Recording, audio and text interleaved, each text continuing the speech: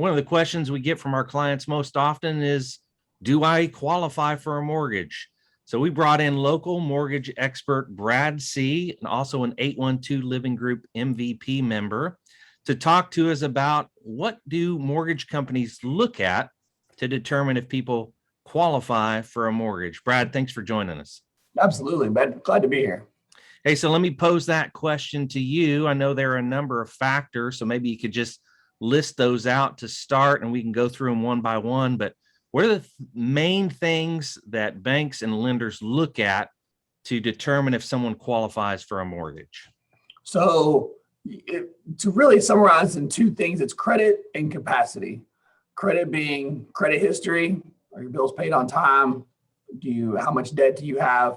And then capacity is income. Do you make enough money to qualify for your debts, your new house?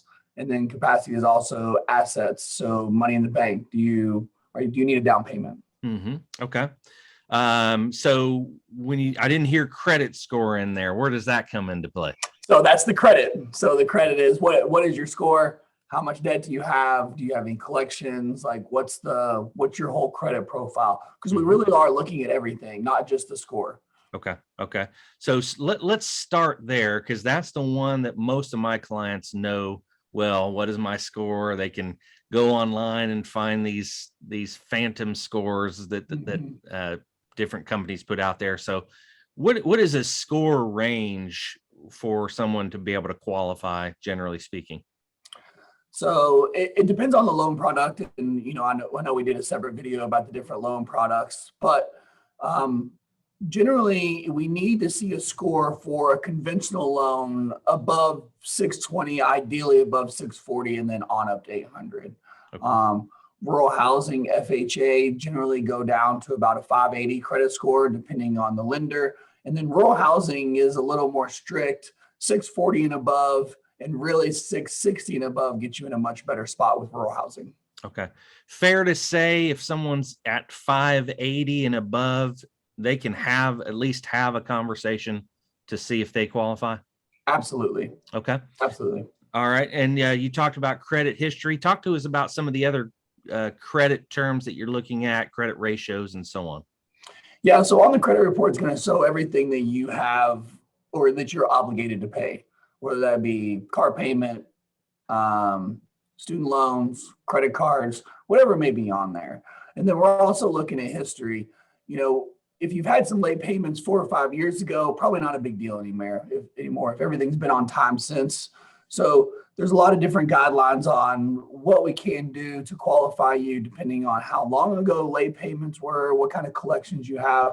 Generally, medical collections don't matter, so they're just kind of ignored, honestly. And then we're looking at, do you have the student loans? Are they in deferment? So how we calculate a monthly payment on deferred student loans, or if you're on income-based repayment plan, as you can imagine, there's a lot of different things that can be on credit reports. So trying to kind of summarize what exactly we're looking for is not the easiest, but it is something that is a pretty big factor in your score and how that's calculated. Okay. All right.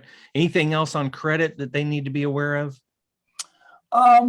I would say the general thing is, if you are looking to buy a house and all that, put yourself in the best situation and make sure your revolving debt, such as credit cards, you're keeping those balances low, and then obviously keeping your payments on time. Another thing that gets reported on credit report that I should have mentioned is we see if there's been any liens, judgments for tax bills or bankruptcies will also be reported on there. Okay. So a variety of things there on credit. Talk about capacity. What are you looking for on the income side and employment side? So depending on the loan product or between the different loan types, employment history is pretty important. Rural housing is a little more strict on employment history, but in general, like conventional FHA and VA, we're looking for 2 years of employment history. If you had a 6-month job gap, that's okay. We're going to go back 2.5 years. But as long as we can show that you have pretty stable or consistent income over the past 2 years, we're going to be in a good spot. And then we figure out what your monthly income is, your salary, hourly, how many average hours a week do you work, and to get a final income number so we can accurately calculate that debt to income ratio. Brad, anything else on either side of the equation that people that you're going to look at when people are applying? Yeah, one thing that, if you're in that lower credit score range, there's certain things called compensating factors that can help you out. Let's say you've been in a rental or an apartment for the past 2 years, and you've been on time with every single one of your rent payments for the past 2 years, and we can verify that. That goes a very long way. If you're, say under 640 credit score, looking to buy a house, those kind of things help. Are you paying your cell phone bill and auto insurance and stuff like this on time? So there are some compensating factors that we can use to help boost your chances. Okay. All right. So a couple of just bullet points, if I may. What the thing that we talk to our clients about is, credit score is a big thing. You need to be in that 580 in a range and above. You need to have at least 2 years, generally speaking, of consistent employment history and no majors. And when we say majors, no bankruptcies, no foreclosures, things of that nature. But there's a lot of moving parts here. Brad, what is the best way for someone to figure out whether they qualify for a mortgage or not? Honestly, just get us the information so we can review your credit report. And so what we do is we don't ever tell anybody no. We tell, okay, you're in a good spot. Here's your options. Here's what we think may be best for you. Or, hey, we're just shy. If we can do these things and get these couple things fixed, or this thing paid off or paid down your credit report, give it 30, 60 days and you'll be right where you need to be so we can qualify you at that point. Yeah. So it's never no. If it's not now, it's let's help get you to where you can be in a position to buy a house. Yeah. Qualify. Brad, one thing that a lot of my clients say, or people that I'm trying to work with, occasionally I'll hear people say, I just don't want to go through the hassle. I probably don't qualify.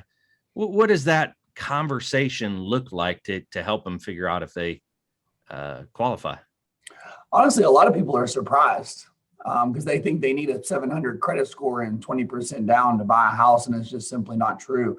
So, you can fill out a questionnaire in 10 minutes or less. It takes me about 5 minutes to review that information, get your credit report. And, in 15, 20 minutes, I can tell you exactly where you are and what you need to do to get to where you need to be.